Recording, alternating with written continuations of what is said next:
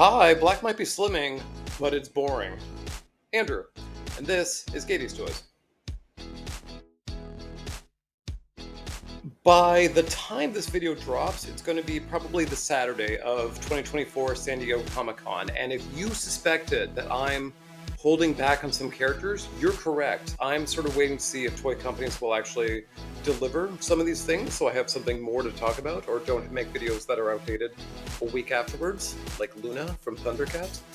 However, one way or another, I'm making those videos. You're going to see a lot more bigger characters coming up soon, so a little bit of housekeeping. I'm tired of, waiting on these companies, so no more playing chicken. We're steaming ahead. In the meantime, however, today we're going to talk about Lotus Blossom from Teenage Mutant Ninja Turtles, who was one of the girlfriend characters who came around, early in the, season 3, season 4. Except for Donatello. We'll get to him. This is usually the point in the video where I talk about what Teenage Mutant Ninja Turtles are, and if you don't know, I don't know what you're doing here. I don't know how you found this video. I don't know how you made it through life. I mean, it is a juggernaut of a brand, of a franchise, of a cartoon, of a toy, of a lunchbox. It's a lifestyle. So however, Lotus comes from, of course, the 1987 cartoon, which is beloved, but because it ran so long, it has some pretty dire dips in quality. Luckily for Lotus Blossom, however, she showed up early in season 3 in the episode Beware the Lotus. She was very much intended to be the girlfriend, love interest at the very least, of Leonardo. And she sort of came off the back of some others, such as Calla from Michelangelo, who showed up quite early in the series. And then likewise, Mona Lisa would come later on for Raphael. Donatello never really got one. And listen, I know a lot of you are fans of Donatello. I would venture 90% of anybody watching this is a Donatello fan. I get it. I was one of you. He's a nerd. We're all nerds. I get it. However, when it first came out, we didn't really know much about them. The cartoon hadn't really landed yet. I was like, Donatello's my guy. He's a geek. He wears purple. I like these things. And then I watched the damn show, and I'm like, he's a jackass. Like, he's just a pompous, whiny jackass. And as someone who had to grow up too early and yet still deal with stupid kids, I pivoted to Leonardo pretty quick. Also, I like Blue, but I get that he's not just a leader character, but also incredibly frustrated having to be responsible for irresponsible people. So there's my 2 cents on the matter. And let the hate mail begin. Don't at me in the comments. You know I'm right. Lotus Blossom was basically a ninja for hire. She sort of went in to the Technodrome, beat up Shredder, Bebop, Rocksteady. She was sort of, just probably one of the more competent of the villain characters. And she really kind of fits more into the Catwoman-ness of it all, where she was sort of morally gray, matching her very drab gray costume, which, again, we'll get back to. She briefly worked for Krang to take down the Turtles, but then changed her mind after she sort of had a bit of a little romantic fling with Leonardo. They were both, swordswomen. They had great respect. They really were a great pair in terms of fighting prowess, but also just a good, chemistry between the two. By the time she returned for her second and last episode, Farewell Lotus Blossom, her relationship with Leonardo was clearly at a stalemate. They were a little more platonic. There was no real mention of the romance, so it kind of fizzled quick, but was very memorable. There's a few things noteworthy about Lotus Blossom as a character. The first being that she was the only, girlfriend character that didn't make into the Playmates action figure line. Calla eventually got in with the whole cartoon collection. Likewise, Mona Lisa, Raphael's main squeeze, was featured. However, Lotus was not, and I have a bit of a theory about this. This is all speculation. No one's gone on record to say one way or another why she wasn't made. I've looked, believe me. I think the problem being is that she has really drab design. Long black hair, gray gi as a ninja. It's boring. And the reason I say this, and the reason I think Playmates sort of took a pass on it, is that you have another example of this in Irma. In the cartoon, Irma wore sort of a drab blue sweater with a drab purple dress and drab ponytail, and she was just, it spoke volumes to what a drab person she was. That said, a very, reasonable outfit for an office compared to a yellow jumpsuit with your jugs hanging out, but I digress.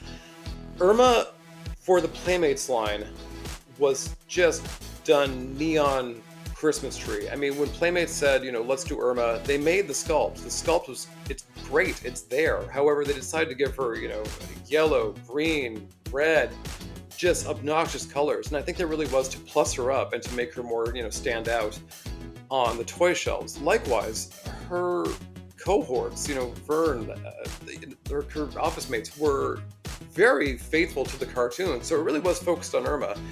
And I think she's the example of why Lotus was sort of given a pass, because a woman all dressed in dark gray might have actually stood out on the shelves, considering it was so different than everything else. But, by the mid-80s, mid-90s, that whole era of Playmates Ninja Turtles, I mean, they went hard. They went hard on neon. They went hard on bright colors. It was certainly a style choice, and she did not fit that style. The other thing worth noting about Lotus Blossom is that fans have long identified her and linked her with another character called Karai, who wasn't well known to the cartoon fans, but made a very big presence in Mirage comics. Whereas Lotus showed up around 1989, Karai wouldn't show up until 1993 in Mirage. And I think originally, anyway, they were both, female ninjas. They both wore black.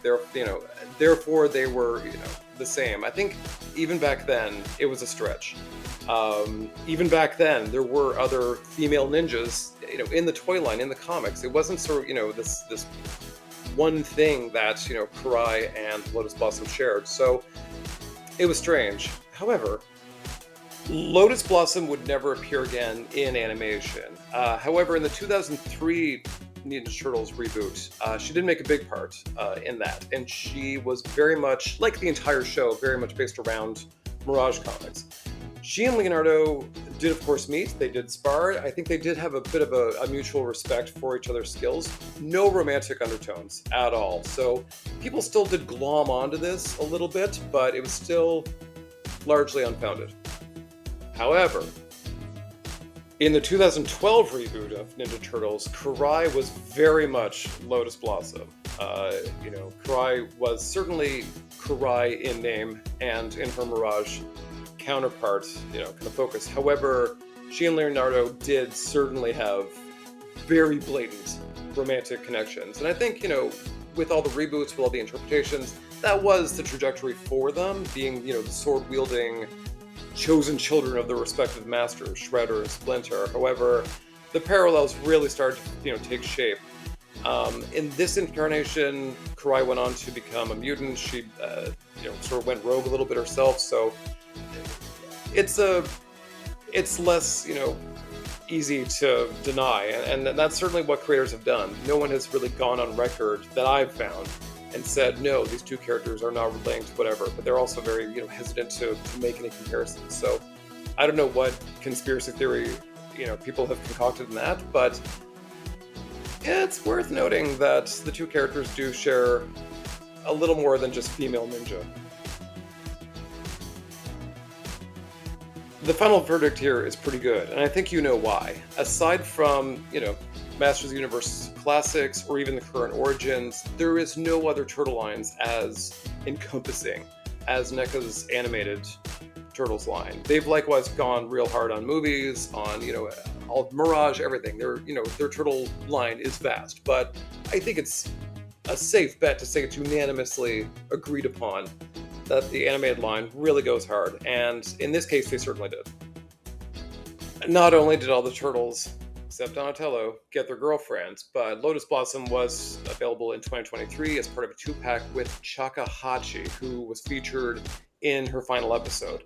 The two of them, they look great, and again, despite a drab costume, and again, despite her standing beside a blue neon monstrosity, she still stands out. It's still a very sleek, great little figure. It just pops off the page and into Leonardo's arms. Woo!